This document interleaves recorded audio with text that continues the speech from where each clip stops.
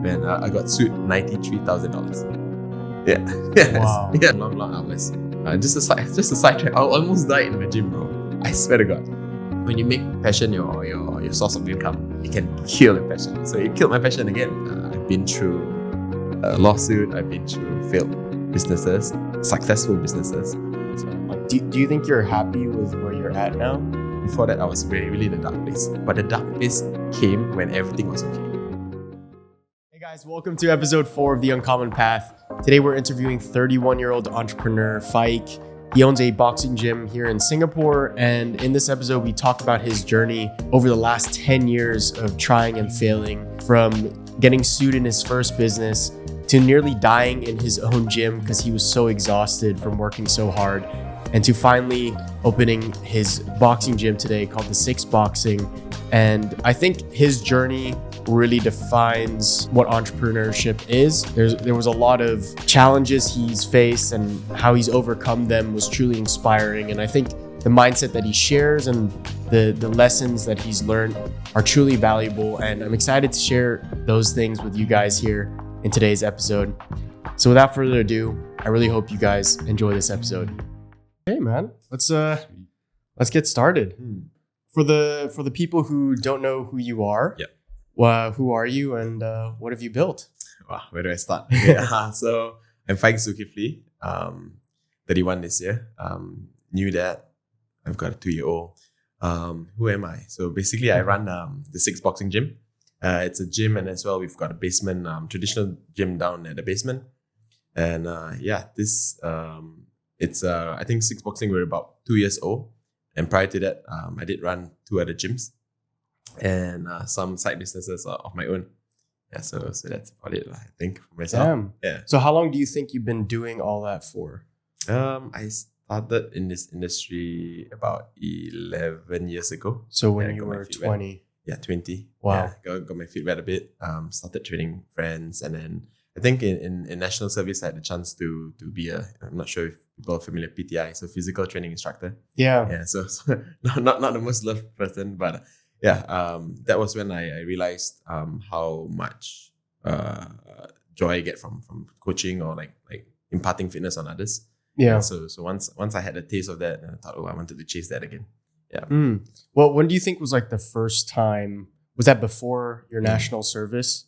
So for context, if people don't know what national service is, it's like every Singaporean boy has to do 2 years in the army. And you normally do that probably like 18, 19 you start. Yeah. So is that kind of the age you realized your love for fitness, for personal training? So that's a good question. I think that one more so for coaching wise. In terms of my love for fitness and training, I think it's a bit earlier than that. It's about maybe 16. So all my life I've been how do I say this? Not the most fit. I'm actually pretty overweight. There's this thing called what's that? Tough Club, sorry. And so or what do they call it? What's the acronym for it? There's this one acronym where Trim and Fit Club, Tough Club, or TAF Club, right? So basically, or if you flip it around, that's Fat Club, right? Oh. FAT. Yeah, so I used to be in that one. I used to be overweight. And definitely as a kid, you don't know what you don't know, right? So looking back in hindsight, that definitely has played a part in my character development. So if you're not the coolest kid or not the most handsome or not the most athletic, that after a while you tend to accept that role, right? So I'm that guy. Then you try kind of maybe just play into the role. But then I think when I decided at the age of 16, I know exactly. It's quite a core memory. It's outside of Marine Parade at a taxi stand. It was after math tuition. I realized this math thing isn't going to work out for me. I'm not the most handsome. I'm not the smartest. I gotta have something I hold on to, right? I feel like I gotta be good at something. It's like, okay, let's try this fitness thing, right? I'm overweight. Let me just try to lose the weight and let me take control of something, right? So I went at it. And I realized, I started getting progress, right? So for me, progress was so addictive. So I started doing more and more and more. Everything self-taught. I wish if anyone can afford it, hire PT. Because I spin circles. I did a lot of things where it was not optimal, but it allowed me to learn more about like, the different part of fitness, what works for me, what doesn't. And the biggest part also was the mental aspect, right? Because I think it's 2024. There's information out there. Like everyone, I mean, if you're not lazy, you can just go on like ChatGPT. Hey, write me a push or a training program, for example. And anyone can learn off the internet. But I think for me, like going through it myself, having like I think I then can empathize how difficult it is to adhere to the program, how difficult it is to actually start, how easy it is to like fall off. Yeah. So yeah. Long answer to a short question, but yeah, 16, I realized this fitness thing, I could probably do it, and then it has given me a lot. So 19 onwards, I realized, let me share. There's others like me, others in the same where I was at mental space. Yeah, let me share that with them. So yeah. Damn, that's really interesting. I think it's like I can actually heavily relate to that. Yeah. 16, I was also a chubby kid growing up, and I think that's. Tell, man. Yeah, I also didn't really know what to do at the beginning, and I was just following. I don't know if you remember this guy called Mike Chang. Yeah, six pack shortcuts. He recently got on my feet again. Yeah, he's doing some touching of the body. You have some and he like doesn't sleep with a bed. Yeah, like he's on a different journey, and I think like fitness will evolve for everybody. For sure, yeah. But I heavily relate to that because I wasn't good at sport, and when I started getting to fitness, it was actually out of hate for myself, kind of like a strange thing. And I think it's evolved to a place where every time I exercise now, it's like more about being grateful for my body and like not hating on it. And I think a lot of people start with because they don't like the way they look. Yeah. I think like 99% of people start, right?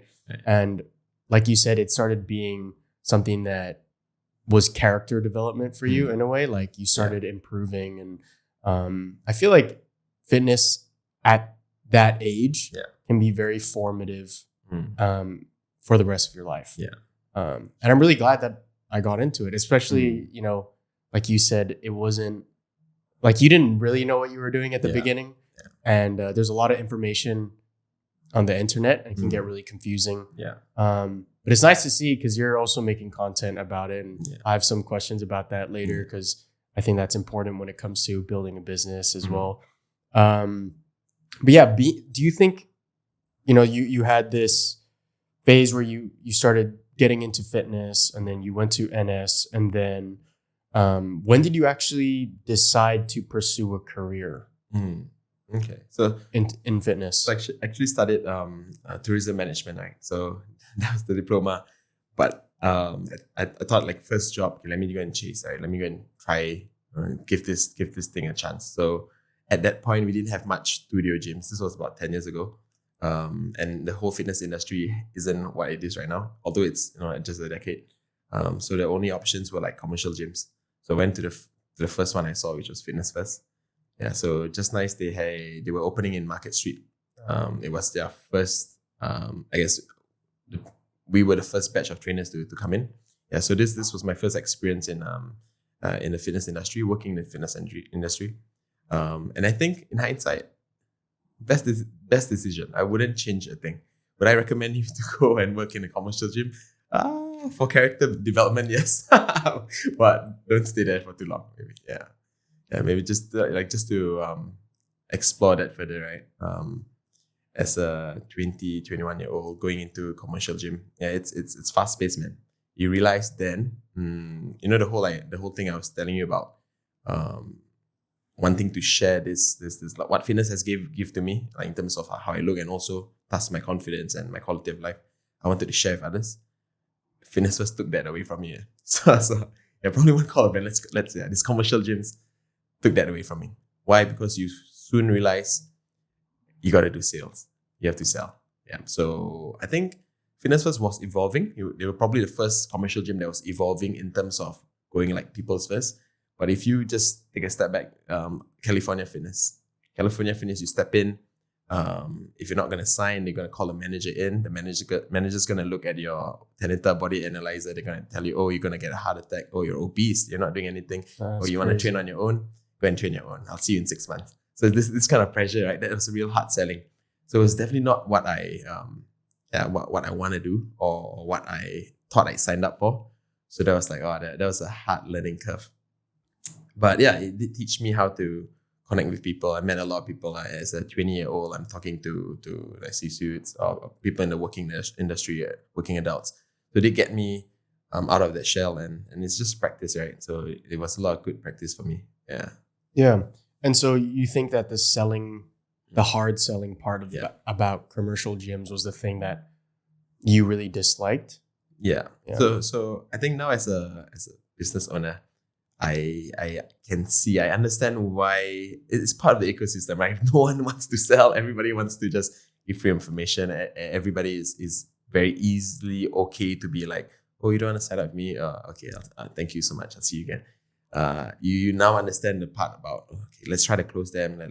Let's offer them blah blah blah. But I think the approach, the approach didn't at that age. I think even now, it didn't like work with me. Like it wasn't my style. I didn't want to pressure anyone into signing up. I think fitness is a very also at the start has to be intrinsically motivated. So I struggled with that for a good few months. I was there for just over a year, and I've never been more homesick. Yeah. Yeah. I think a lot of people can probably relate to that. Is you have these values, you have a way of doing things, and when you do work in a corporate commercial environment, sometimes you don't have the ability. Like sometimes there's a misalignment with stuff, and I think that's maybe why people also get attracted to entrepreneurship. Is you can do it your way, and you're still selling, but you're probably selling in a more authentic, and personable way. That actually, you're able to get people to sign up for the right reasons, not being like, you're going to have a heart attack. And I mean, some people are probably on the borderline, like, yo, you're going to have a heart attack, from a good place, Exactly. But like if these commercial gyms are trying to like, use these body analyzers and say, oh, you need to do this and that, and your BMI is too high. And I think at the end of the day, these big corporations in the fitness industry, I think are very numbers focused. Like when you look at the top level, it's all about revenue, right? Sure. And they're sneaky because the gym business model is notorious for overselling, right? Like there's no way they can, if everyone actually went to the gym, that's what I say. It would be overfilled, for sure. And people, there would be no space for everyone, but they're betting that people aren't gonna go. Which is a really crazy thing if you think about it. It's like, oh, we'll sign you up to a year plan, but we know you're going to probably go for the first month. And it's crazy because you actually see this. Like I work out at Virgin. I used to work out at Virgin Active.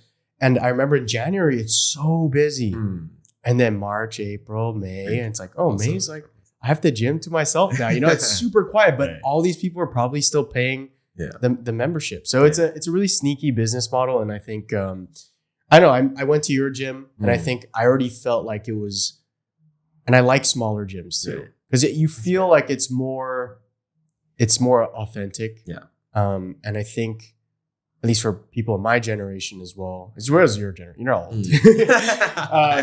In our generation, I think like that more, and I think there's a shift in consumer behavior where Gen Zs, millennials are shifting more towards something more authentic because I think they're realizing all these things, right? So you're at Fitness First, you finish, and then where are you going from there? So after that, where did I go? Oh, I went to this but I can't say the brand of the gym though. We'll get into that. They're cancelled. They're not cancelled. They recently closed. So I know who you're talking about. So I went to this gym. Then again, so this gym aligned, like I was saying, right? So I didn't like what I was doing in Fitness First, so I looked for something that fit me a bit more. So this one, there was no selling. There was just basically coaching a group of 10. So it's personal. It's what I actually want to do, but it didn't pay that great. I can share with you at that point, they were offering coaches about $2,000. So, before that, I was working in Beetlebox. I thought, okay, fitness, crew fitness, right? I thought that was the idea of like, this is fitness industry. I don't want this, right? So I went to, I studied tourism. So I went to work in a hostel, Juchat. they're still running. Good on them. Also, you were before Fitness First. You were, And then fitness first. and then Didn't you like the were- idea of fitness industry. I thought that was fitness industry. So I went. I to it. see. Yeah. So you left Fitness First, Yeah.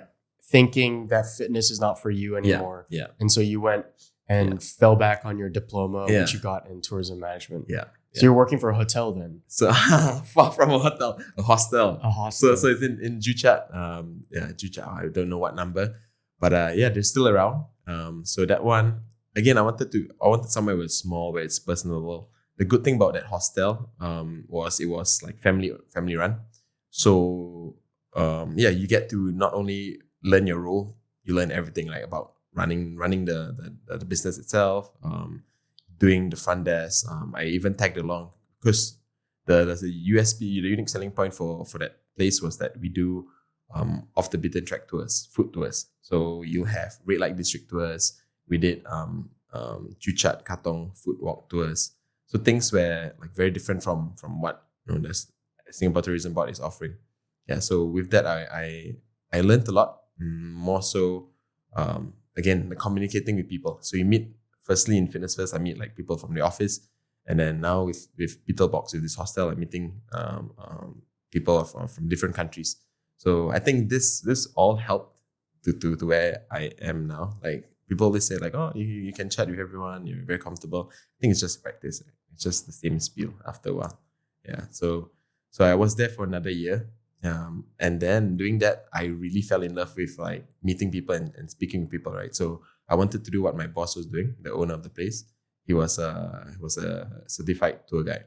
So I thought, okay, I want to get certified, right? I want to do tour guiding. Until I tried doing running one, and it's like there's so much going on. There's so much that you have to like the timing. You gotta shift people along. You gotta make sure they're all happy. You gotta coincide with the because we did food tours, and there were like probably like 10 restaurants that we were going to at one point. So that was a lot. So after my first tour, I was like, do I really want to do this? Yeah. So then I stayed for a bit, and then afterwards I realized, you know what? I've got a passion for fitness again. The fitness, it has always been there. The itch has always been there, and there was an opening at this gym. So this gym was there's no selling. Okay, tick, right? That's what I want. It's just to sell, to coach, sorry, in a small group, personal group. So like, okay, yes, that's what I want. And then there's a lot of boxes that ticked. So I went there, I signed up. I interviewed for it. At that point, they were just starting as well. I think it's 201. I don't know what it is. They're probably 2 years old. They were just starting. They needed to find a fifth coach, right? So there's one last position, and there were like about, I think, 6 or 7 different interviewers. And at that point, the fitness industry was so small, so you kind of know who was interviewing for what. And then the names the names they mentioned, I was like, oh, I actually know 2 of these people, right? So it's like, wow, shit, this is going to be tough. So afterwards, they decided to go with this popular lady. And then the owner called me up and said, hey, we really like you, but we've only got one position. Why don't we have a space in the fuel bar, right? We have a space in the place where they make shakes. Would you want to come in?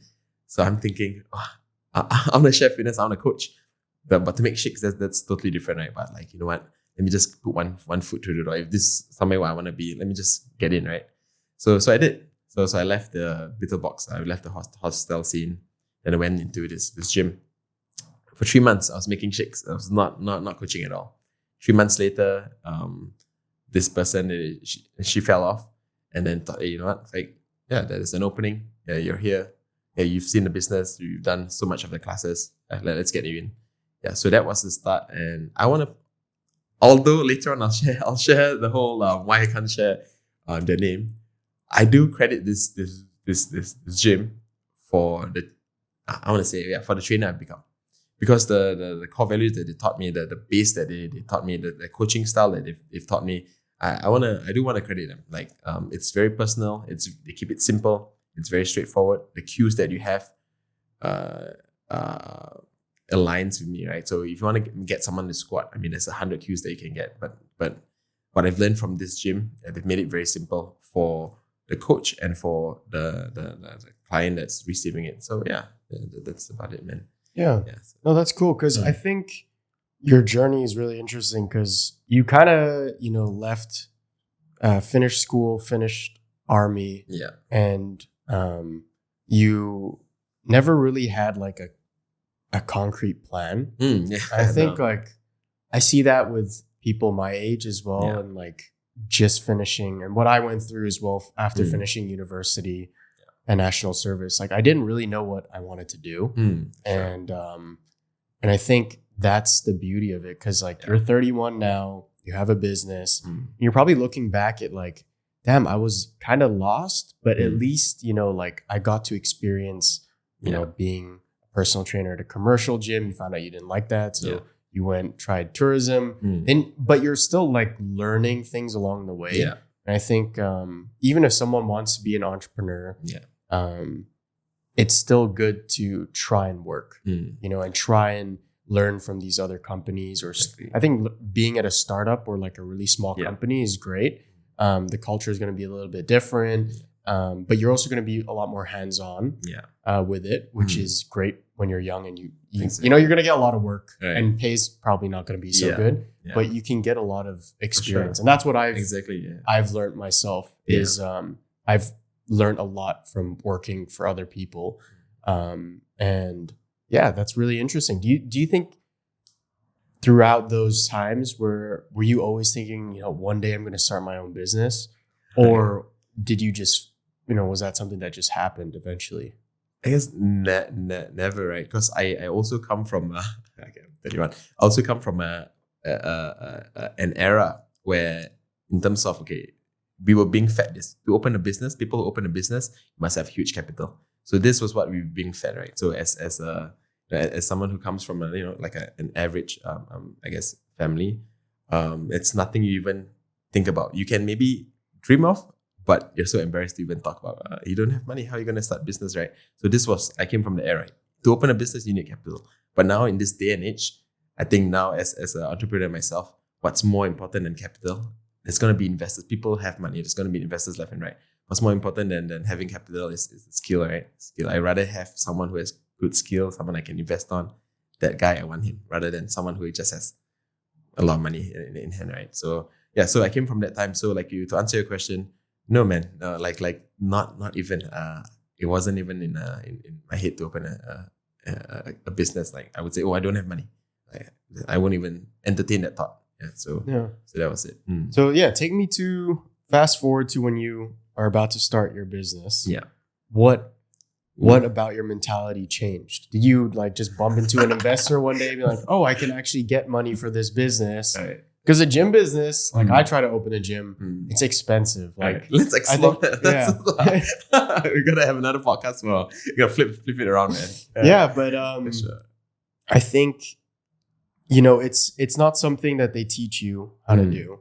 And also, there's lots of information online, and I think I try to open a gym and I realized how expensive it was. And so take me through that beginning for you. There is a stage where it's exciting and fun. Yeah. So maybe talk about that, and then talk about, the time probably when it got a bit scarier. Okay, so I've opened 3 gyms. So just after this last one, we just had this conversation where I was working. I finally became a coach, right, at this smaller gym. I was 23 back then, and I was also training. I was doing boxing at this particular gym. And then this gym, they wanted to expand. So they expanded, they looked for a bigger space, but they also had the lease that was going on in the current gym. And the current gym is in a Raffles Place. It's about 1,000 square foot. It was third or fourth floor. And then the rent was cheap, right? I think at that point, the rent was about 3,300. Yeah, so then they were saying, in the boxing industry, there was a gap that basically, even in the national levels, there wasn't anyone doing S&C. So hey, we like you, you look the part, you've been with us for a while, why don't we start something up? So at age 23, full of excitement, full of, from the part where never entertaining being able to own a business, to someone saying, actually, do you want to join up, and then we start something up. And it's like, hell yeah, let's go. So these are the guys from the previous gym? No. So this was the guys from the gym I was boxing with, I was training with. So from the boxing gym that you were training. with they had Yeah. this opportunity kind of Yeah. thing, and Yeah. they're So- like, "Oh, you seem like a guy we'd want to partner up with." Yeah. So they offered, they give me an idea, then they offered a space. And at that point I was thinking, oh, 3,300. Worst case scenario is like, okay, I can at least pay that, right? Because I was doing PTs outside as well. So I can pay that. And it's like, okay, it's like not that big of a risk. And then the startup cost, like you were sharing, the startup cost, I remember, I emptied out everything I had. So $14,000 might not seem much to everyone, but as a 23-year-old back then, that's all my money. That felt like, I want to say 1.4 million. That felt like 140,000, right? But it's 14,000. So each of us put 14,000 in. So our startup was about just under 40K. It was a small space. The good thing is, so if you ever want to open a gym, try to find a location where it was previously a gym. You'll save so much money. You'll save a lot of money. Especially if you have the flooring, man. Flooring is about, for 1,000 square foot, at least 10,000. So that's 10,000 saved. And if a gym already has a toilet, there's another $20,000 saved. Yeah, so we were going in to fit it out. We didn't need that much capital. So we started with 40,000 and some money in the bank. And then, yeah, that's my first ever gym. Yeah. But the funny thing is, because it was so close to my gym that I can't mention, there were a lot of back and forth. Yeah. That got messy. I think I can say this now since they shut down. But as a 24, I think 1 year later, as a 24-year-old, coming into your gym, the gym of your dreams, you walk up to the third floor. Before you open the door, you see a thick book just in the doorstep. Man, I got sued $93,000. Yeah. Wow. Yeah, that's crazy, right? As a like I said, $14,000 felt like 140,000 to me. $93,000 sue. That felt like, wow, that crushed me, man. Yeah, that honestly crushed me.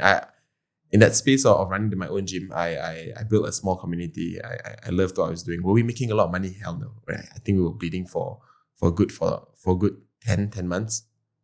Just working out of passion, just doing my outside PT to pay for this. So any good businessman, in hindsight, if I look back after 6 months, said, guys, let's back up. This is not working, right? Yeah, but it's my first gig, it's my first baby. So I just like hung on. Yeah, and then one fine day you wake up and then you're ready to go to work, start work, and then you see this book on the table. So you got sued, right? So at that point, studio gyms were just coming up, right? It was still quite new. And then they were suing me for like, what was it? So there's a radius, and it didn't make sense. So you can't open a gym, or you can't work, or even worse, you can't work in a 5 kilometer radius. And if you think about it, kind of like 10 years ago, if I'm not working in the CBD, if it's just 5 kilometer, where else, right?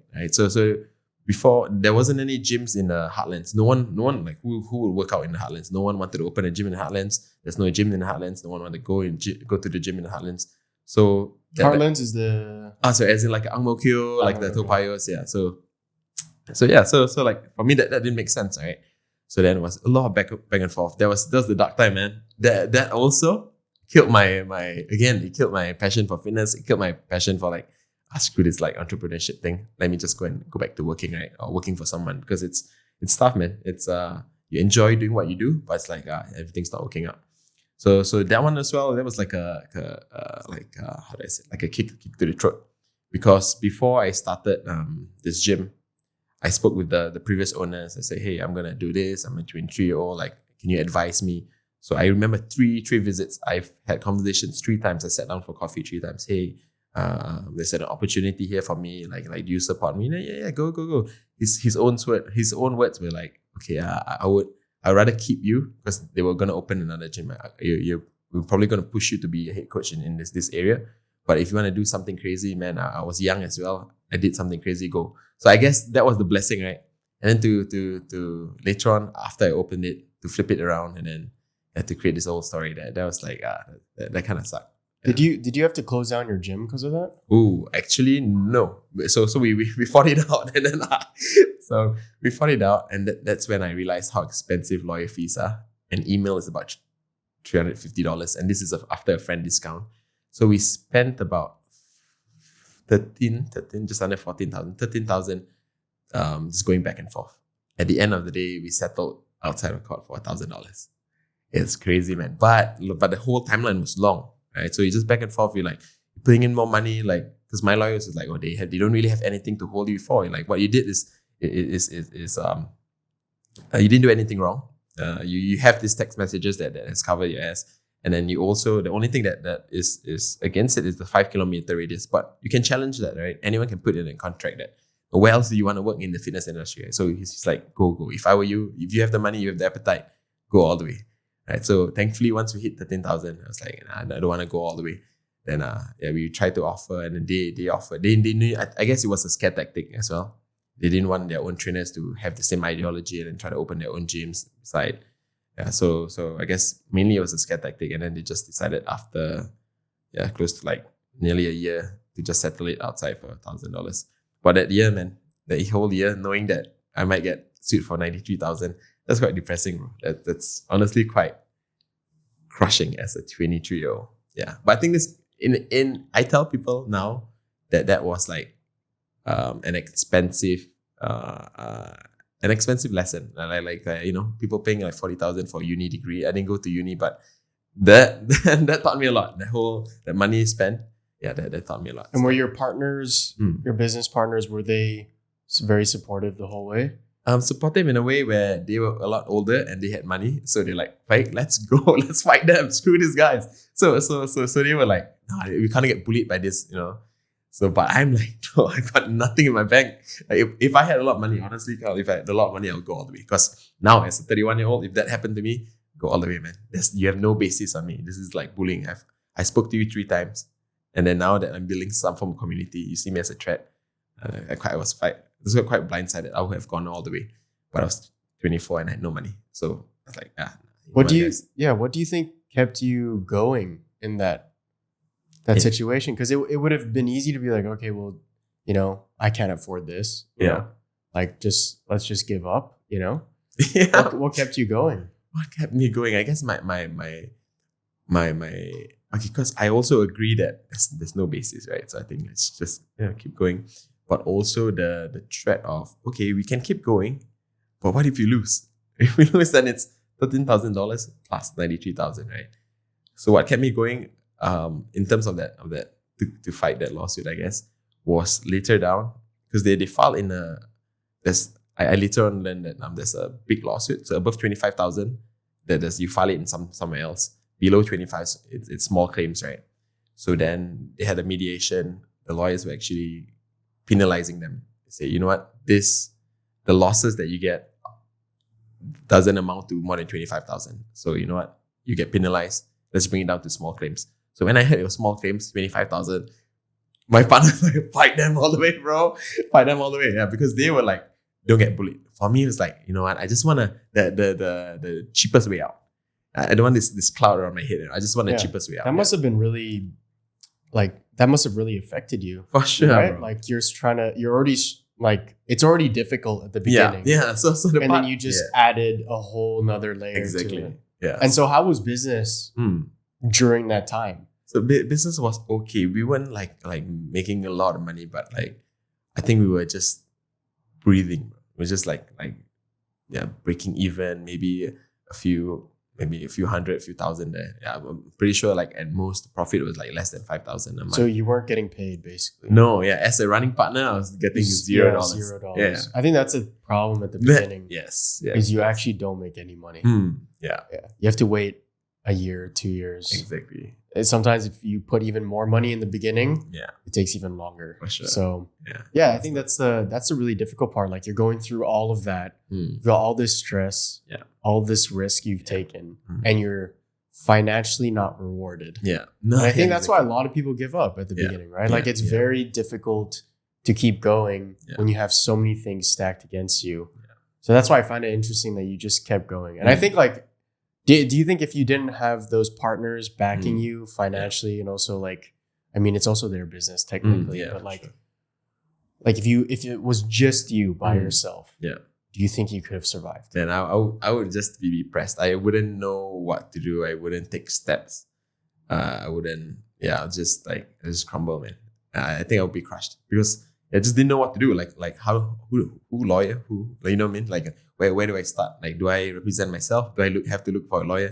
like this whole thing on top of trying to run a business. Yeah, I think you summarized it really well. Yeah, so yeah. So you did that first gym, and then I know before you started the Six Boxing, you also had another gym that you started. So take me through finishing. Finishing the first gym. Why did you?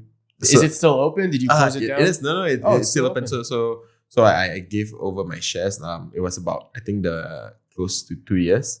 I was still not drawing any income. So I told the guys, man, it's not working out. It's been too long. It's a passion project. Like I love this place, but I need to start making money, right? You were doing PT while doing that. That's the only way you could make a living. Exactly. Yeah. So you had a job, and then you also had a business you were running. Yeah. So imagine like 6:30 a.m. all the way till 9 every day. Yeah. And some days just staying at the gym. There's no one at the gym, just waiting for a class to happen. Yeah. So it's a long hours. Just a side track. I almost died in my gym, bro. I swear to God. So you know Bosu ball, half Bosu ball, right? So I was tired and I was really fatigued, right? So I soft. So I'll use that as a pillow. So I was in the gym alone. I think my body was just super fatigued, right? So I rested on the Bosu ball, and then my head went like this, right? So so I took a nap, and then when I woke up, I was like choking. For the life of me, Carl, I could not turn left, I could not turn right. I think this was extreme fatigue at 24 years old. I think it's mentally fatigue, body fatigue. So I was like, oh fuck, my airways are shut. I might actually die. I swear to God. It's funny now, but I think about it. There's no one who's gonna save me, right? I can't move. I have to show you. Because it's quite unbelievable. You have the video. I don't know. There's no video, but I have to show you. CCTV. Yeah, because if anyone's watching this, lie on the Bosu ball. You can actually shut your airway. Yeah. Right? To the point where I'm like, okay, this is the last one, right? You gotta really try. Turn around. You gotta push. I just couldn't push off for no reason. You were that tired. Yeah, dude. I swear to God, I almost died. Yeah. So this was a side. Don't sleep on a Bosu ball. half Bosu ball. Half Bosu ball. Exactly, bro. Wow, that's crazy. Yeah. So, but yeah, you would have been in one of those books, Guinness World Record, first person to die. Exactly, just like that. Yeah. No, just I think that just highlights like the whole mental and physical space I was. You were exhausted. You were pushing yourself. Yeah, man. So you sold your shares. Yeah, so I sold my shares back to. Was it a lot of money? Like, do you think it was worth it? $50. $50. Only because by law, I think at that point, I would have given it for free because this was my partners, guys. I'm exiting. I felt like I was exiting, right, guys? Sorry, like we ran this boat together, but it's not working out for me. You guys have that gym that's at least feeding you money. I need to go and look out for myself, right? So I think I felt at that point, the best case scenario was, guys, okay, I want to exit, return you back the shares for free. Only later realized that you cannot give it for free. You have to give like a token fee. So I took that token fee, $50. Wow. So was it 2 years? For nothing, right? For $50. Exactly. Yeah. So in hindsight, I would. No, but depends. As in, I'm a, if I was a businessman, let's talk businessman. I'm just gonna keep my shares, right? You can just exit. But I think I was more like like very personal friend. And honestly, until now, kind of. Like paise. Yeah. So I gave then. Yeah, I'm gonna exit. Yeah. So I exit, and then that ruined my passion, right? When you make passion your source of income, it can kill your passion. So it killed my passion again. Like, you know what? Screw this fitness industry. Right? This is the second time I'm saying I'm gonna go and fly. So I went to, because I did tourism, right? What's the best way for me to make quick money fast, right? And like out of nowhere. So I went to interview for Singapore Airlines. Yeah. So I did that for 2 years and 8 months. Yeah. Until the itch came back. I don't know where the itch was. Yeah. So what a journey you've been. And how old were you? You're probably like 26, 27 when you finish flying for Singapore Airways? Yeah. Exactly. Yeah. On point. Wow. The timeline is that. Yeah. That's super interesting. So you did SQ. Yeah. And then what made you come back? Yeah, come back. Did the passion come back? Or I guess, and I want to I want to share this, that I feel like for most men in general, I think we like to build, right? Or there's the need to build a family, build a business, build your body, build something, right? So I think with SQ was great. Honestly, like if my own daughter wanted to get a first job, go and fly, right? Fly for a few years. It opened up. Like I never experienced winter. I've never managed to travel. The furthest I've traveled was Brunei, just because I have cousins there, right? But Well, like from I managed to fly, I managed to see all these different things, meet different people. That was super good. But after a while, the job was pretty mundane. Although they do try to sell you that every flight is different, you get different scenarios. It was the same, right? And then for you to progress, there's a lot of like you have to work hard in front of the right people, and I hated that. Yeah, because you're always flying with different sets, right? So you have to win people over again. I just like working hard. I like working hard. I like doing my job well. I don't like to have to show to you. I don't like have to offer you coffee. I mean, I do offer you coffee, but I don't like have to, I want to offer coffee because I want to offer you coffee, not because it's like, yeah. So I didn't really like the part. And for you to actually progress, usually takes about, if you're really good at kissing ass, it's 5 years. If not, it's probably 9 years, right? So Wow. I thought, oh, this is, I want to, yeah, I want a new challenge. I want to do something else. Yeah, or that need to build on something, right? Because my career is in building, and with SQ, you got a lot of time, but you trade away your routine. So the routine's a bit off. Yeah, and the itch for fitness, the itch for teaching it came back, I guess, and also with opportunity. So I was still doing boxing this whole time, right, in and out.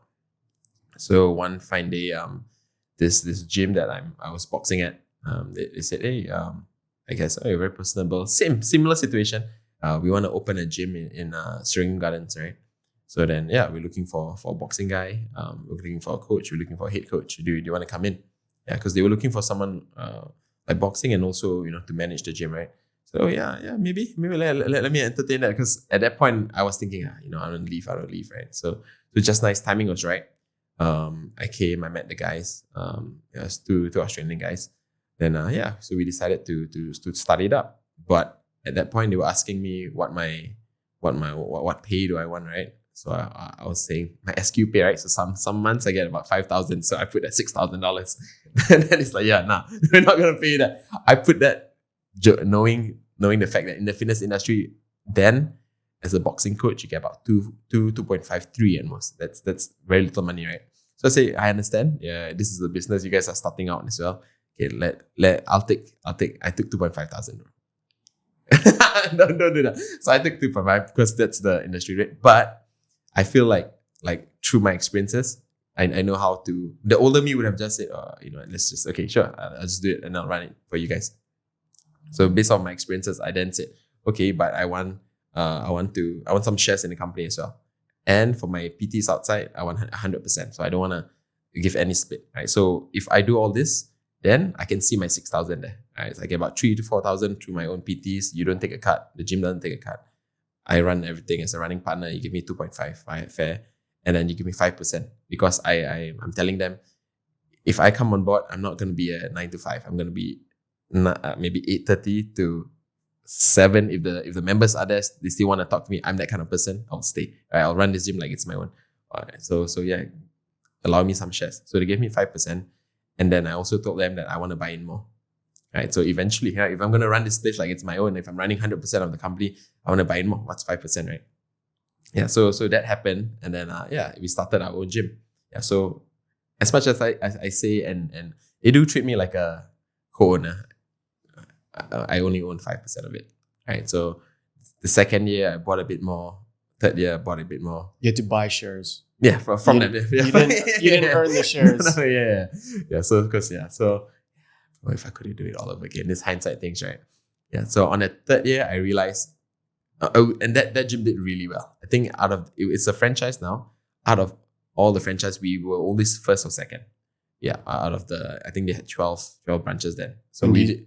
Yeah, we did really well, and it was like from scratch. But I was like, that was also the time where my weight couldn't go. I'm 81 now. My weight was 74. That was how hard I was working. I was eating so much.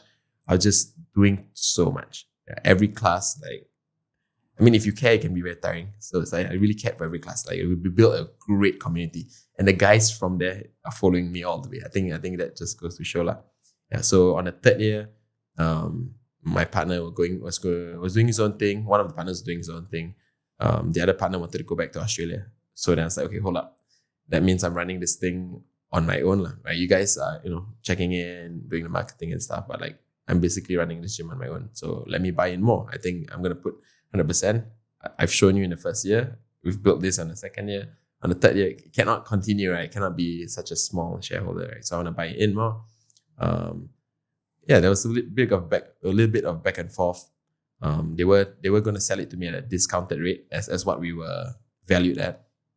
But then I did the math. I was like, you know what? Let me just start my own. Yeah. So you know what? And then again, intention meets opportunity. So one of the members from my previous gym back in 2016, he had a space, and then he was saying, why don't we start something up? Yeah. So it's like, okay, yeah, let's do it. Yeah. So that's where Six Boxing came about.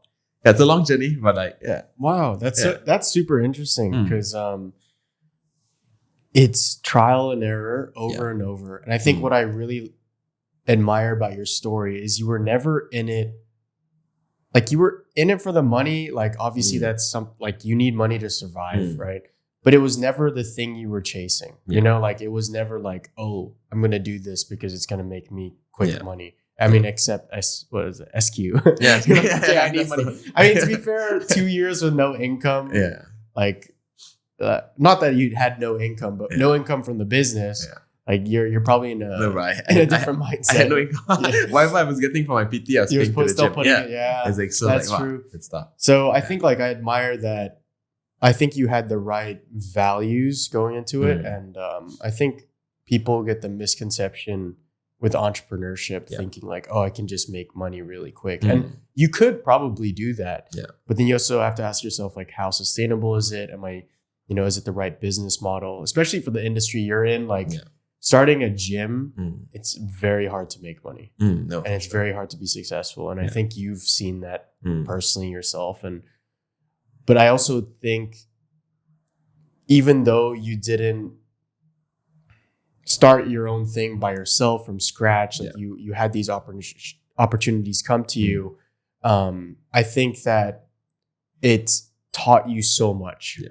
And if you were to start a gym right after NS, National Service, you probably wouldn't have been able to do it as good as you are doing it now, because you've been through that decade of learning. Yeah. And I think a lot of people that are starting out, a very important thing is patience. And I found that with myself too, is I really struggle with patience. Why am I not seeing the results right away? Why am I not? And I think your story's inspiring, because it's if you are actually passionate, that's the thing about passion, right? Your passion might die out, especially when you make your passion your job. Yeah. I think it goes away at some point. Yeah. But in those times, I think it is passion that keeps you coming back. Yeah. Right? If you didn't love what you do, I think you'd still be an air steward or doing something completely different, Yeah. But you just kept getting drawn back to it. And strangely enough, I think when people feel lost, sometimes you don't have to try and find something. Yeah. I think if you're meeting people, you're putting yourself out there, maybe trying a project you don't really, it's a means to an end, you're going to eventually leave or whatever, but you're doing it anyways. I think that leads to potential opportunities, right? And most of the time, those opportunities come to you. Yeah. The 2 times you opened a gym, people came to you. Actually, 3 times you opened a gym, people came to you. It wasn't okay, I'm going to go raise money. I've got a business plan. I've got this unique value proposition. I'm going to go do this. It was someone came to me. And that's also a testament to who you are, right? As for someone to come and ask you to open a gym with them, you must have been really good at what you do, or you have something that is really hard to find. So I think for a lot of people, if they're interested in starting a business, it's not simple as okay, I'm going to think of an idea and I'm going to go do it. Sometimes you just have to try other things and there will be something. I think it's the more you put yourself out there, the more opportunities come to you. But if you're not taking action, if you're not trying, it's very hard to find those opportunities. So I found that with myself, the best opportunities that have come to me, I wasn't looking specifically for them. They just kind of happened. Right. And this podcast thing that I'm doing is I've wanted to do it for so long. And it was the right time. Yeah. And it just kind of popped out of nowhere. I was oh, okay, I'm going to go do it. So I think it's I like that about your story is that a decade of, trial and error and just you were in a raft in the middle of the ocean and you're just pedaling as hard as you could and you didn't know where the current would take you, right? Yeah. And but you're here now, and do you think starting the six ball? How old is your current business? So in November we turned 2. Yeah, 2 so years you turned 2 years old. Yeah. So how's the 2 years been? Like, do you think you felt different opening this gym versus the other 2 that you opened? Oh, for sure. I think the other 2 was purely through like excitement, passion. This gym came with a lot more knowledge. Yeah, so I was never like I never studied finance or business. If I could, in hindsight, right? If I could do it all over again, it's something I would like to wet my feet in, like have a bit more knowledge. Yeah. So, but it's unfair. As a 16-year-old, like at 16 is when probably we finish secondary 4. So you're kind of forced to choose, like, what do you want to study? Which diploma do you want? I think it's quite unfair. So yeah, but now I think running the 6 this time around, it came with a lot more. I want to say assurance. There's no assurance when you start open a business, but it came with a lot more like, okay, I've been through a lot. I've been through a lawsuit. I've been through failed businesses, successful businesses. So I kind of know that the ins and outs. What's the worst that can happen, right? So you go in there with a bit more of a plan. You go in there with knowledge. You go in there with let's go. Let's attack this. Yeah. So and with, I guess, what best thing is you go in there knowing yourself, right? So if you know yourself, then it's I think the hardest thing is like if you or self-doubt comes when you don't know yourself. Yeah, so I came in there, I was like assured, I know I can take this, I know I can do this. Yeah, then you go in there and you really start to attack it. Yeah, so I think with the 6 boxing, we attacked it, right? So yeah, thankfully it turned out well. It's in a good space now. Yeah, and do you think what do you think you did differently at the beginning? Oh, so many things. First of all, like marketing earlier. My first gym, we opened and then we started marketing. So I was giving flyers downstairs, and flyers doesn't work anymore. Yeah, but yeah, marketing, and then also choosing the right partners. Yeah, knowing yourself and then delegating other tasks. Delegating tasks to people who can do it better. Yeah, and saving your time, my energy, and refocusing my energy to what I'm good at. I think that was the biggest difference for this gym. And also previously I was the guy, right? So if I left my previous gym, everybody would have left, or membership count would have dropped. The previous gym as well, I was the guy, right? So with this gym, I came with the approach of, okay, I cannot be the guy, because if I am the guy always, people start following me. I want people to follow the brand. Right? So especially this year, I don't run any classes. I only run classes on Tuesdays. Just to, I joke about it, but just to meet the people, know my members. At least I have some touch points. Aside from that, as much as maybe some of my coaches are not there yet in terms of what I want the brand to be, in terms of how they're coaching, but I need to allow them to coach. I need to let go of some things. So that they can practice, they can get better. So then eventually I can get there. If I'm holding on to everything, running this, running that, it's going to be very attached to me. Yeah. So I'm trying to, this year especially, and it has worked out really well. This year it's a shift. It's more of a managing for me and trying to expand the business rather than me running the business all the time. Yeah. So that's the biggest difference, I feel. Yeah. What was the key change in, you said you started marketing earlier. Yeah. So was that something you didn't do before? Were you like, take me through your marketing strategy at the beginning? Thankfully, I've got a marketing guy. Yeah, so get a marketing guy. If you think you know, because I thought I knew, but all I knew was to go on Facebook, to go on Instagram. Okay, just put an age group, and then my first gym, I think Facebook. I'm not sure whether they have it, the radius. So I thought, okay, who do I want to target? I targeted the whole Singapore. I pulled the radius up the whole Singapore. So it doesn't work that way. So I got a marketing guy, and then we actually did targeted marketing, and then we actually did an open house. We actually brought. I think at this age, influencers were influencers really has a value, right? We started giving them like kits, like gym kits, and got them to come down. Yeah. When we did this, actually, we did get a bit of like people say, oh, this is a influencer gym. Yeah, but I like it. I take it as a compliment. If you like the old school gyms, like they will think, oh, influencer. But influencers do have value. They really do have a pull. They have a good following. They're influencers for a reason. Yeah, they do have a good following. People follow them, and then it paid dividends, for sure. Instead of just saying, I don't want influencers in my gym, or making fun of influencers or whatever. Yeah, so we just embrace that. This is the day and age where influencers have a pull.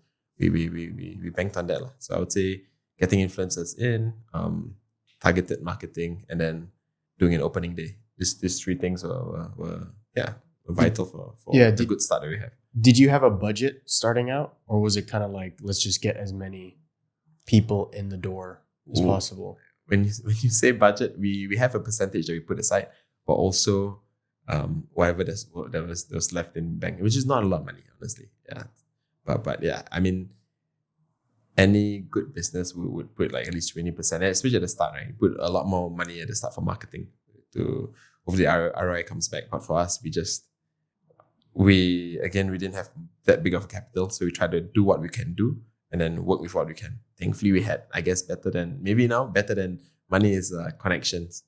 Yeah, so we had friends of friends, friends of influencers. So a lot of them, thanks to them, they come in and they almost do it for free. Yeah, so that has helped us a lot. Yeah, that's amazing. When you started this gym, so your first ever gym, you put in 14K. The second ever gym, you didn't have to put money, right? Because the Australian guys were... Oh, yeah. No, yeah. You had to put some money in? Later on, yes, I did. Yes. Yeah. Because we opened, we have a second space. Yeah. So you went from investing 14K. How much did you have to invest in the second gym? Yeah. How much over... Because I know you bought more shares over time. I think about 23. 23K. Yeah, it's core memory. I can remember all these numbers. Dude, those things probably, you feel it. 14, 23, yeah, I know. Yeah. So, and then the newest gym, the latest one, how much did you have to put in? It's almost like probably double that. Yeah. So 40. Yeah, about 40. About 40. Yeah. And there was 3 of us. So our starting cost was about just over 100,000. 100,000 to start. Yeah. Yeah, you're also in a really good location. I think like Tanjung Pagar is like it's I don't want to say this. No, don't. Don't. Yeah, but it's a blessing, man. It's the space that we're at, man. We found gold. Yeah. You look left, look right, and especially now that we've been looking to expand. You can't find something like what we have right now. Yeah, that's amazing. Like you started out 14K and 23K, and then now obviously you have more shares in the business. Yeah. So there's 3 of you now, right? Yeah. Okay. And how involved are your partners? Okay. So one of the guy does like most of the finance stuff. Again, what I'm not good at, you deal with that finance, and the other guy is marketing. So then I run everything else. Yeah. So but now, like based on the experience that I had previously, now I'm the major shareholder. So I guess for the extra minute that I put in, I don't feel like, So now every extra minute I feel like, okay, yeah, this is my gym. Yeah, let's run it. And in terms of like negotiating equity, I think the second gym, you didn't do such a good job. 5% for all that work. Like I said, like I can't 74 kilos. My weight could not go up, and my natural I'm at 81 now. So that was how hard I was working. So I just wanna and the previous gym I almost died. So that was how much work that I was put in. Yeah. Physical sweat. Yeah. And what advice? So if someone is partnering up, someone is looking to start a business with friends or business partners, what advice would you have about equity and negotiating that? So I think making sure that you know what you're signing up for, and then also I think most people, they like when they start their businesses, they want to work with their friends or people that they know. I'm not talking about like big, from the ground level up. So knowing how much or at least understanding how everything works helps, right? So to understand whether you have, are you a silent partner? Are you a running partner? Okay, if you're going to be a running partner, how much are you going to get paid? Right? Running partners should get paid, right? So knowing all this, and then later on deciding how much equity or how much investment you're going to need into the company is very important. So knowing that and making sure everybody knows that, because like some of my gyms where we have a split share, and then you need to make it clear that, okay guys, I'm getting you in for your skill, right? Carl, I'm getting you in for your skill. This is the amount of equity I'm giving you, but I need your skill. Away from your investment, I need your skill, right? So make sure for that percentage, you are getting his skill all the way, right? So he will drop off, he might drop off. So then how do we approach that, right? So yeah, making sure you know what you're going in, I guess, to understand the whole dynamics. Yeah. Because And yeah, I feel like that's a difficult thing with partnerships. Is like at the end of the day, you never know what could happen with your business partners. And like, it's obviously easier, I think, having people, like you said, someone's now in charge of finance, someone's in charge of marketing. How do you think about, I mean, you had business partners with your first gym, your second gym, your third gym. How do you, what advice would you give when it comes to people probably, maybe having trust issues, or like, was it a gut feeling that you're like, okay, these are the right people I want to work with? Like, how did you get a sense of like, will this be a good partnership or not? Oh man, I think so. This I want to say I figured it out, but no, it's just, I think everyone is different, right? So the relationship that you have with everyone. So like a relationship as a friend, relationship as a colleague, relationship as a business partner, it keeps changing, right? So how do you want to get a sense? Honestly, like I said before, like knowing yourself.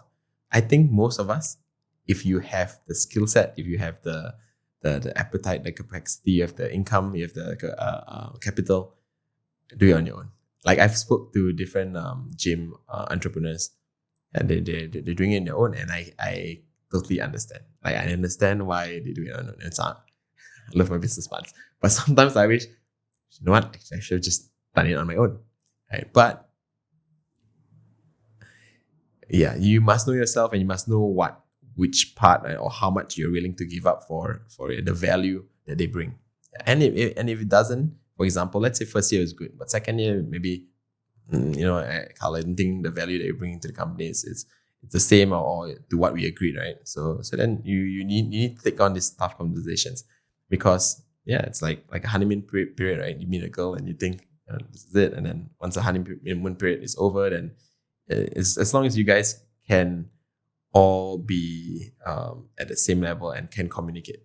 I think once people get emotional, and then it makes things difficult. I think the partners that I have now, we're very practical. Like arguments, people don't want to argue. We argue so often, but we all can settle it. So that for me is a great sign, right? A great sign that we're able to disagree on something, but then at the same time, we're still on the same page. Our role, or actually, I got this from Mutton's app, right? Mutton's the two DJs. They're like, is this making us money? No, yes. Then after, like, okay, let's move on, right? So as long as our goal is the same, as long as your partners all know that, hey, you want to get our brand to this level, then every disagreement, you have to link that back. Okay, is this disagreement? Is this getting us there? It's not. Okay, let's move on. Yeah. So being on the same page is important as well. Yeah, it's like a marriage in a way. For sure. That's what my friend Jet said. He said, business partnerships are like a marriage. I think, and like it's like, it's about how you argue, it's about how you resolve problems together. But it's difficult, man. Actually, the first business I ever did, with the reason why I stopped was my business partner just like suddenly he ghosted me, right? Okay. And just like, it was great at the beginning, it was great, like but I think you never know what could happen. And I think I'm a lot more careful now when it comes to business partnerships as well. But at the end of the day, it is like, you have to, sometimes you never know as well. Like you can't predict. Sometimes you just have to go off your gut. But I think something that you said, it's like, what do I bring to the table, and what do you bring to the table? I think that's really all you can think about at the beginning, and then kind of whatever happens.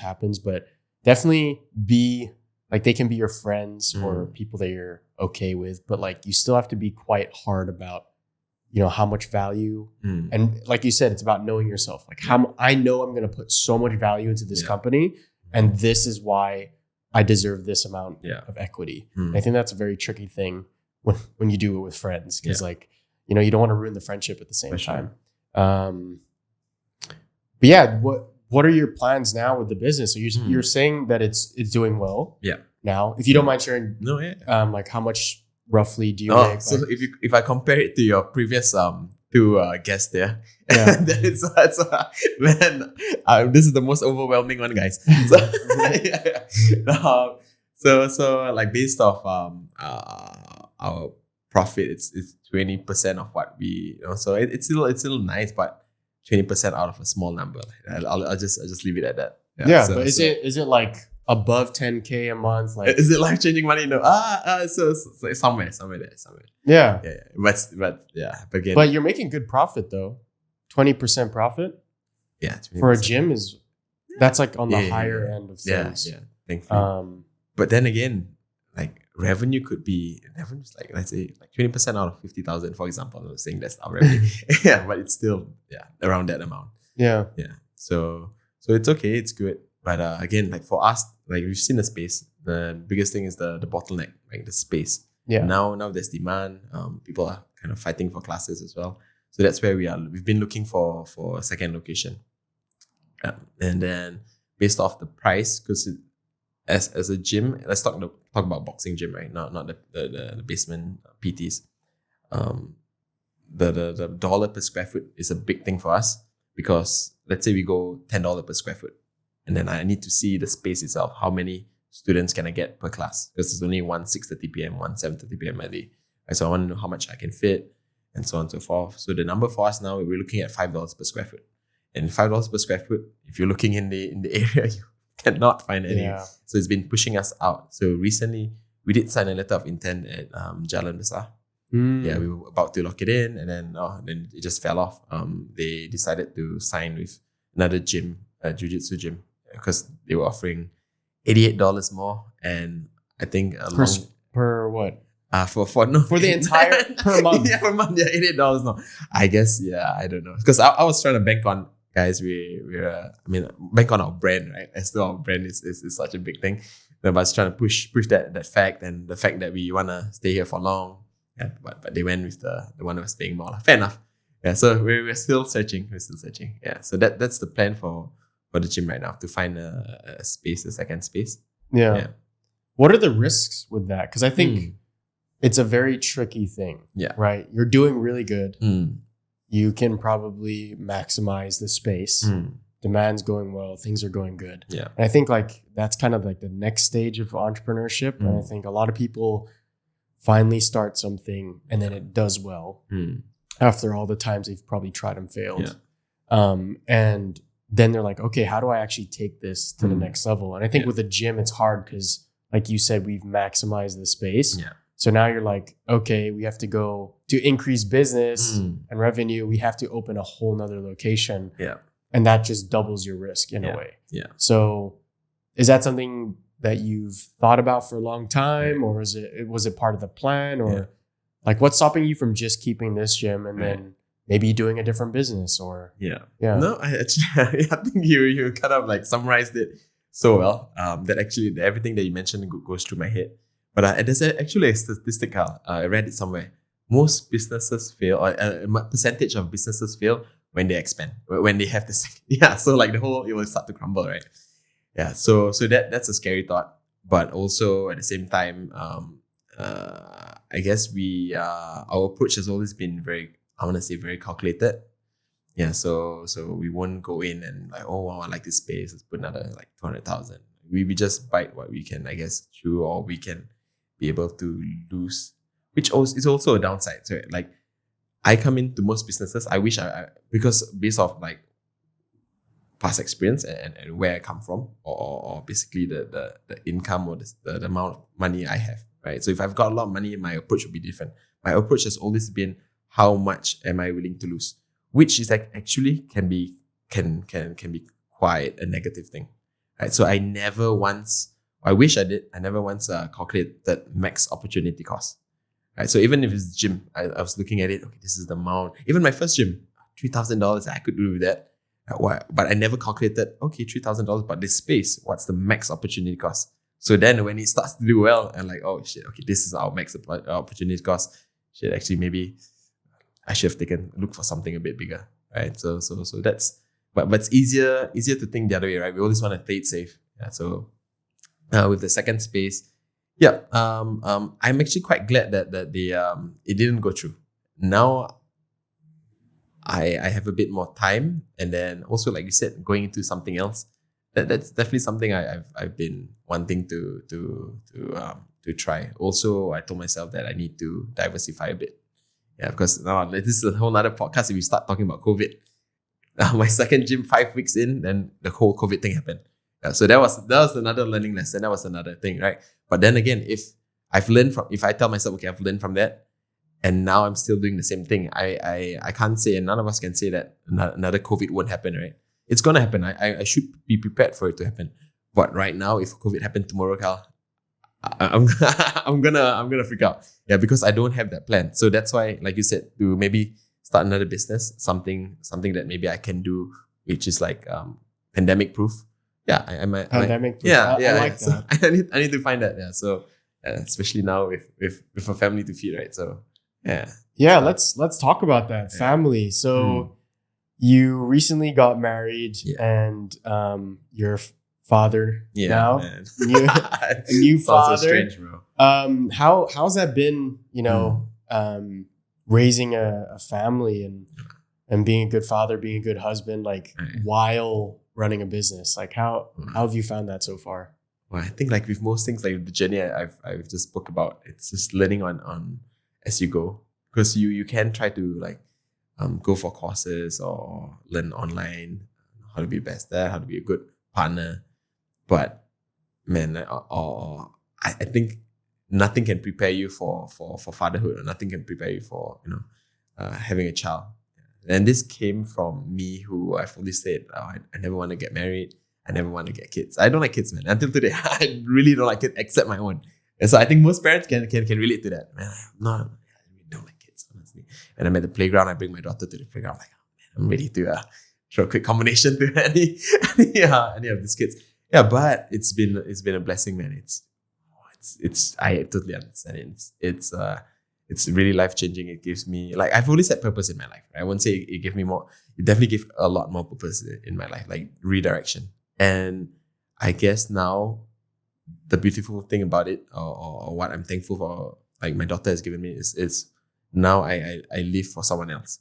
Because previously it's about me, right? Like fitness, it's quite selfish. Like for me, business, it's quite like for me, opening a business, like maybe my ego, maybe my what I want to achieve, the income I want, me. But now it's like, okay, I'm living for someone else, and that's a big paradigm shift. Like it has shifted my mindset. It shifted like a lot of things I do and how I approach things.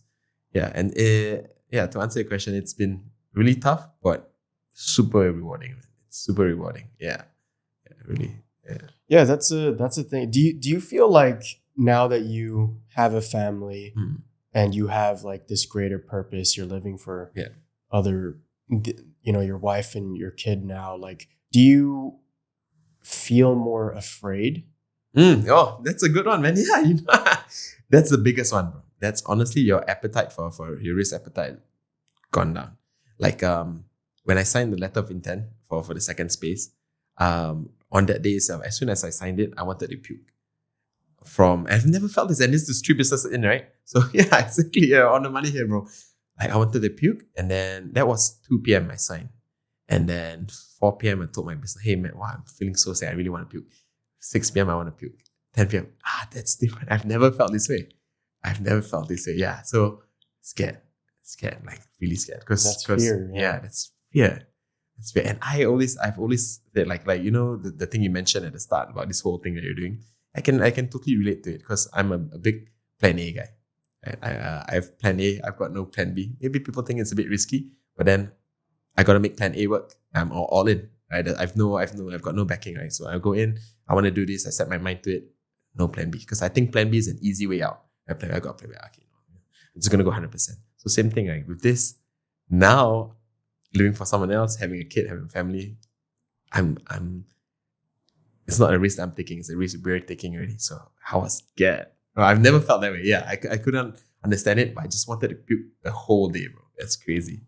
Yeah, that's funny because I had the same experience. I mean, I don't have a family, like I don't have a kid or a wife, but like I signed this letter of intent for a gym space, and like I just started freaking out. Yeah, right. Dude, the rent was expensive too, and I was just like, dude, I'm screwed if I can't make this work. And I also felt like puking. I was like, so scared, man. Like it's a strange thing because it was really exciting when you dream about it and you think about it, like, oh, I'm going to do this and that. And then it gets real. And then you know. And I think it's cool because you've taken big risks all, for the last decade. I think, that's probably the time a lot of people should be taking risks. Is when you don't have a kid to feed, you don't have a wife to take care of. And I think it gets scarier, when you get older, and then maybe you're not going to be as risky. Like if you were married at 19 and had a kid, you would have just taken a comfortable job probably and not take risks. And it's going to be different for everybody. There'll probably be some dude who's just like, nah, I don't care. I'm going to go start a business, even though I got a wife and kid. But like, I think for the majority of us, I think there is that appetite. There is a tolerance to risk. And the older we get, I think the less and less tolerance we have for it. And I guess that's just part of being a dad. Part of being a husband is like, at the end of the day, you're the one that they're, going to be relying on most of the time. And like, as a man, there's that pressure too, right? Like you can't be as risky and as selfish. You have to think about that. So with that in mind, like, do you still think you're going to take the risk or do you think you're just going to like listen to that fear? Okay. So the fact that I still signed it, I feel like, I still, that's tough. I think I need to come back here again, bro. Then no, 100%, no, I'm just kidding. No, like, it's tough. So I'm still figuring out. Honestly, when it fell through, I felt so good. I felt like, okay, thankfully it didn't go through, But now I know it's a thing that I need to do again. It's just I gotta visit it again. So I don't have a concrete answer for that, man. Maybe when we find the right space, then maybe when I sign it again, I might still feel the same way. But with everything, right, I think I used to say this like I always tell people fear is man-made, and I like to tell people this at the same time. I'm convincing myself, like, guys, even when like coming into the boxing ring or even in life, like now as a 31-year-old, I've got my guys who follow me from, and they're a younger group. They're about 21, 24, 23, at the age where they're still figuring out. I always tell them, like you said, like that's the age where you should take risk. And also to be born in Singapore, it's a huge privilege. Take it, like, especially now that anyone can make it, now that you have access to knowledge, you have access to, there's no barrier for you to say, I don't have capital, I don't have this. And you have opportunities, right? So you can take it. The worst case scenario for most of these guys, I was telling them, is that you end up back in your parents' home, not paying rent, and then just restart, right? So go and then take that risk, lah. Yeah, but now for me, back to me, like I don't know, man. I don't have a concrete answer. I think still got to figure it out. But there is a need to expand. So So we gotta try to tackle that in a way. Yeah. Has being a business owner, has the business itself ever impacted you or your family? Like impacted your relationship? That's a great question with your family. Yeah, that's a great question for 1000%. I think as much as we try to avoid it, and thankfully I've got one of the best partners, right? She's my wife's super supportive. Like, she has stepped up as a mom, as she's working as well. So that has helped me take some financial load off. Yeah, and super mom, she's doing so much. That has given me some leeway, some space to focus on the business. Whereas, like when you want to do entrepreneurship, it's you giving up a 9 to 5 for a 24/7, right? And so like sometimes we've got members engaging me, and I used to be I'm very like into the business, like, so I know every one of my members, hence they also know me, and then hence they used to also have my phone number. So any membership issues. So this is something that we're trying to weed out this year, and we've gotten good at it, 50% there. Yeah, but yeah, so sometimes I'm out with the kid, and then I got text messages from the members, which is fine. And some things are a bit more urgent. And then like even my coaches right now, I'm managing, so there's a group of coaches like contacting me directly. Some days I do tell them like I'm trying to learn how to set boundaries now, right? Because which is so important, because I'm never 80%, I'm never 100% with my kid 80%. I'm never 100% with my coaches, because like, guys, sorry, I gotta go back to the baby. And with the business as well, I'm never 100% there. I'm just spreading my time, trying to cruise, making sure everything's okay, but I'm not driving everything. So yeah, it definitely has helped. It has the fact that it has played some part in the relationship, right? Ideally, in an ideal life, you wanna be able to, okay, work's done. Let me just have time to my family. Let's fully commit to the family, fully commit to being there, physically there and mentally there. Yeah, but it's been a challenge. So that's one of it as well. Like this year, yeah, we got an app, an extension of an app that allows me to shuttle that. Yeah, so instead of people contacting me, they're contacting this number, and this number contacts my coaches. So if you're dropping me a text, Carl, 5 other guys will be ready to respond to you. So that has helped me. So I can see the message, then I check it again. Oh, one of my guys has replied. So that has helped me. Yeah. Yeah, I think that's an important thing as well, because like now you know being a dad is a full-time job. Yeah, and then you've for sure. also got this as well. And I think as long as you start implementing systems that allow you to have, it sounds also like you have not more time, but your schedule is not as hectic as it used to be. Yeah. Because of the things you've probably learned about managing your time. Yeah. So yeah, that's interesting to hear. Do you think a typical 9 to 5 would be easier to manage, or do you actually think where you're at now it's actually better that you're doing what you're doing? Because at the end of the day, I think like why most people move into entrepreneurship is, for me, it's freedom, right? So freedom of time, of my own schedule, of what I like to do, right? So I think, how do I say this without hurting anyone? No, okay, so I've seen, and most people are working 9 to 5, right? So based out of not having the choice, they'll put their 2-year-old in a school, and then probably like before 9, before they work, and then they take their 2-year-old back at around 5 or 4 after they're done with work, which is quite, I want to say it's quite sad, as in for the kid, right? So that's so much time away from the parent, right? So I'm thankfully blessed and privileged to be able to have a lot more time with her, a lot more flexibility. So I probably have PT at 7. I meet her at 10 a.m., 10 to 12, then 12 I'm back to work. It's a lot of back and forth, but at least I get to be around her. We recently pull her out of school as well, because my wife is freelance, and I'm in a way freelance. So we have a lot of time. We spend a lot of time with our baby, and I say I'm privileged to have that, and I feel like I cannot have that if one of us has a 9 to 5. So will it be easier mentally? Yes, honestly. Okay, so it's gonna be routine. I send my kid, I do my work, I spend time with the kid. But at the same time, when I see the kids in the school, I feel a bit man. I think at that age, I think naturally, kind of like the kid just wants to be with the parent.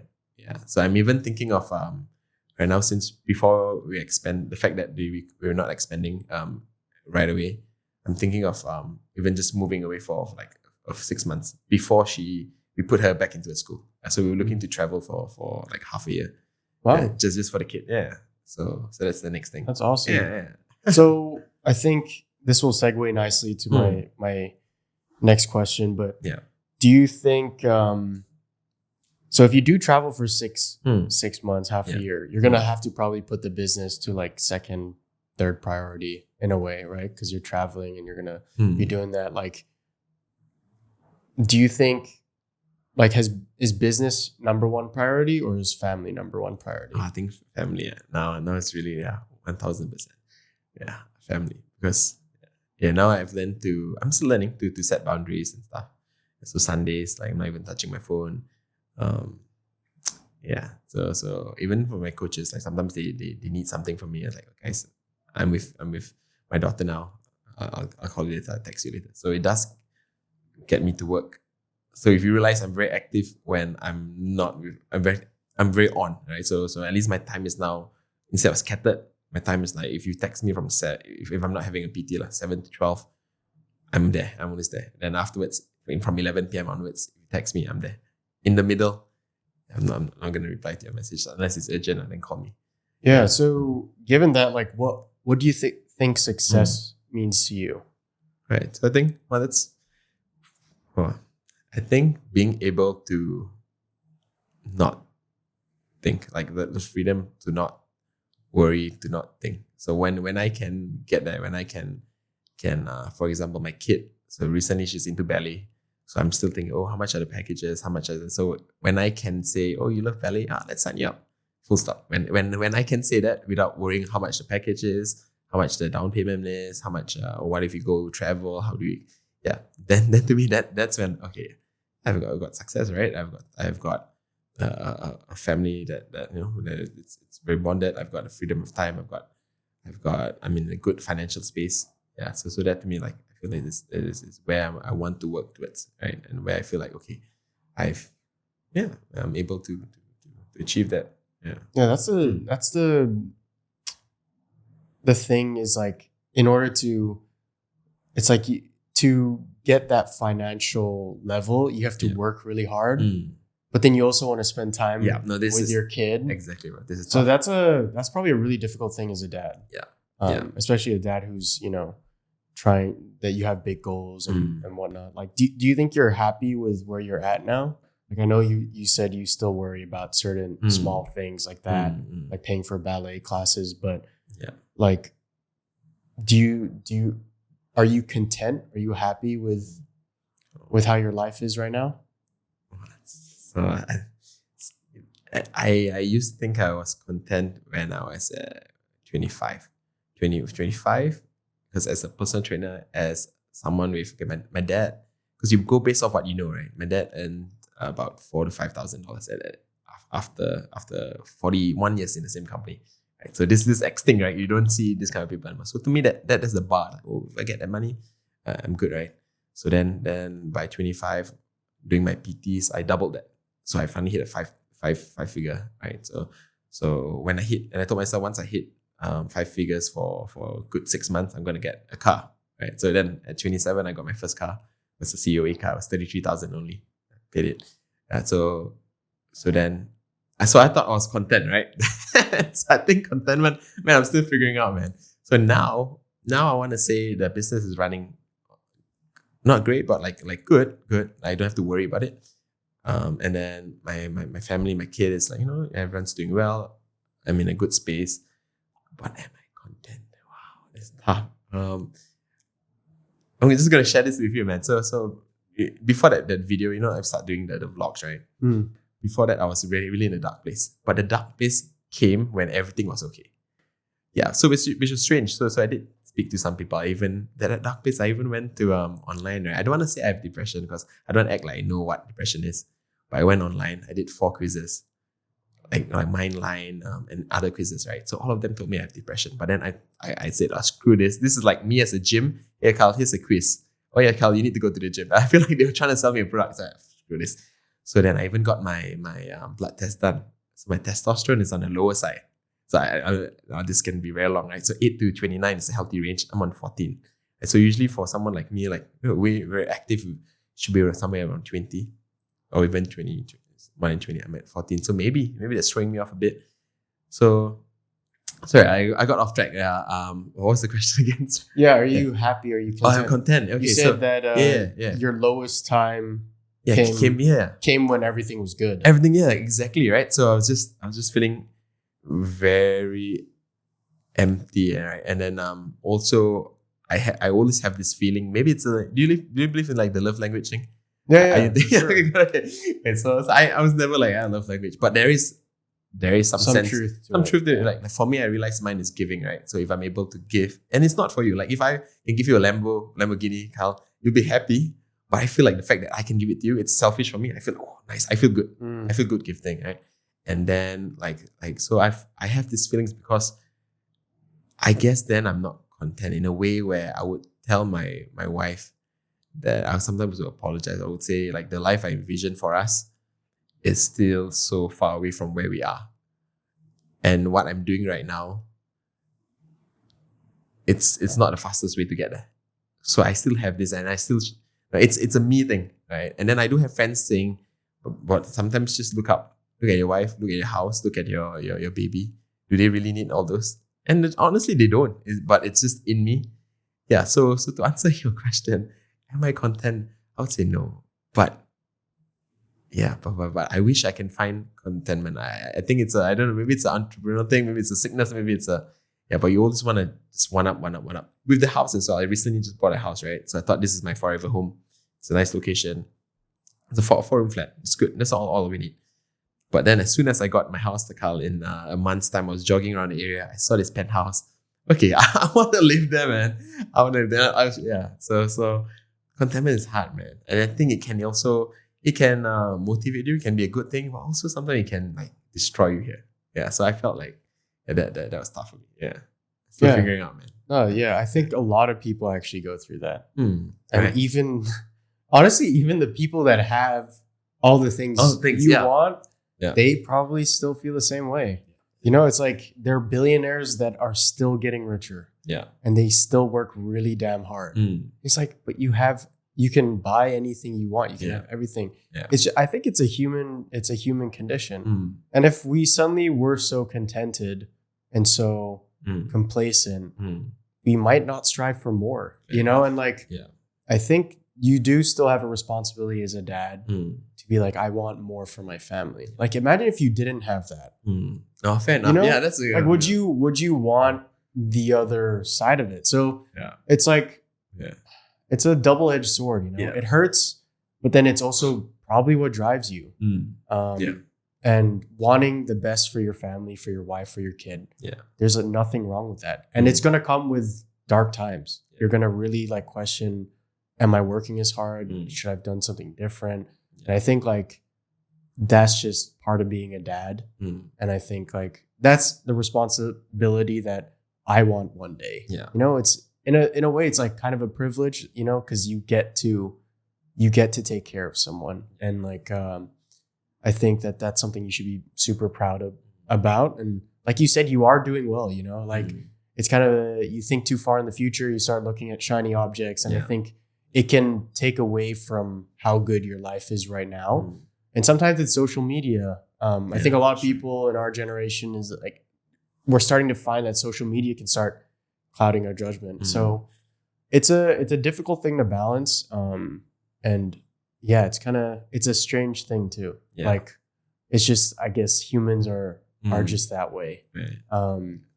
And yeah, I guess for the final question, I feel like we could talk for another hour, man, but, sure. But yeah, I have to conclude this at some point. But yeah, the last question I asked the guests so far is, what if you had one message to the world, what would that message be? From entrepreneurial standpoint, or from heal the world standpoint? Yeah, I mean, you can. I guess like if you're gonna put out like a tweet or an Instagram caption that everyone in the world would see, and it can be about business, it can be about family or life or whatever you want. You can take some time to think about it too, but the first thing that came into my mind is like close the loop. Yeah, because I think a lot of I struggled with that, and a lot of people I feel like they also have it. So what I mean by closing the loop, and I got this from a health expo that I went to, and I can really relate to it. Like for example, you always have this. Okay, for example, let's say you see a girl in a bar, like I really want to talk to her, but 90% of us don't do it, right? So I feel like because we were so afraid of like getting rejected, we were so afraid of what she might think, we were so afraid of what my friends might think. You know, so like if you have that idea, just close the loop. Just what's the worst can happen? the worst that can happen is like, nah, I got a boyfriend. Or the worst, no, I'm not really interested. Okay, just close the loop, right? So with businesses as well, like sometimes a lot of us, we want to do this, we want to do that. Okay, so the loop opens. Yeah, close it, man. Let's just go and do it. At least, what's the worst that can happen? Like finish it. Like once you have the idea, once you have the thought, you have the intention, like attack it, right? Rather than just keeping it. So I think a lot of guys, we have like loops. If you come in and you just focus on that every time you have an idea, close the loop. Like you want to start this podcast, forget, close the loop. Like so I think that this phrase sometimes is good for us to remember. So because a lot of times we like self-doubt ourselves, and the self-doubt stops us from just doing it. I think what Kai previously he was sharing, like you have to fail a couple of times before you succeed. I think it's similar to that. Like I can really relate to that. Yeah, for mine it's just you just have to succeed once. Yeah, that's really good. Yeah. Right? Like failure is, if you look at failure as like something that it's just part of it's part of the process. Yeah. Like you have to fail before you can succeed. No, that's really strong. I like that as well. I mean, you saw that with your journey, right? You failed sometimes, and then now you can do well because you failed and you learned. You know, from getting sued to leaving the business without having earned that much money from it, and selling your shares for $50 to now you're like thinking about expanding. Like how that's a crazy journey, man. And it's taken you a decade. Yeah, it's not something that happens overnight, right? Like failure and to succeed like takes a lot of time. And even if you do succeed, you probably want to keep going, you know, and like it's just trying to be patient. I like that. Close the loop. Like if you think about it and you really want to do it, then go do it. Yeah, because I've got friends who like or most, I think most people in their jobs, or I mean, how do I say this? It was like for me, if a friend comes to me and we're sitting down and he's complaining about his job, I'd say, okay, but you know, it's your boss putting a gun to your head and like saying, oh, you have to work for me. If you're unhappy with your surroundings and we've tried different things to change it and it's not going to change, then you be the change, right? You make it like so for me, I've now stopped entertaining like friends or people who, okay, I hear your problems. I'm here as a friend. I'm gonna listen out. If like a year later you're sharing the same problem, I'm not here for it. I won't listen. You didn't make the change. So I feel like just gotta take action. It's maybe easier said than done, but let me see some action being done. Right? You're not happy with this? No, you're not happy with your boss. Your boss not. You find something else. You know what I mean? Yeah. And I think it's like it starts with the smaller things. Like that's why I like close the loop, because like it could happen with like, oh, I want to sign up to this gym. Yeah.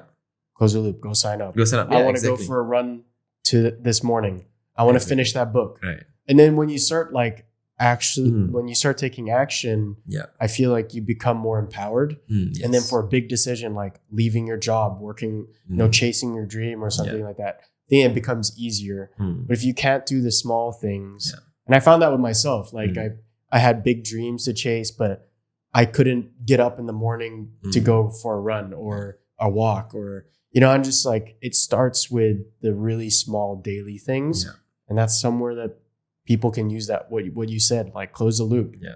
Want to go do that? Right. Start with the small things, and then you just feel more confident and you feel more empowered, and then eventually you'll be able to close the big loop. Yeah, exactly. No, I like that. Good saying. Sweet, man. That's solid. Wow, it's nearly an hour and a half, hour and 40 minutes. Thanks. Yeah, pleasure to have you on. Solid, man. Yeah, fun. This awesome. is so cool. I didn't think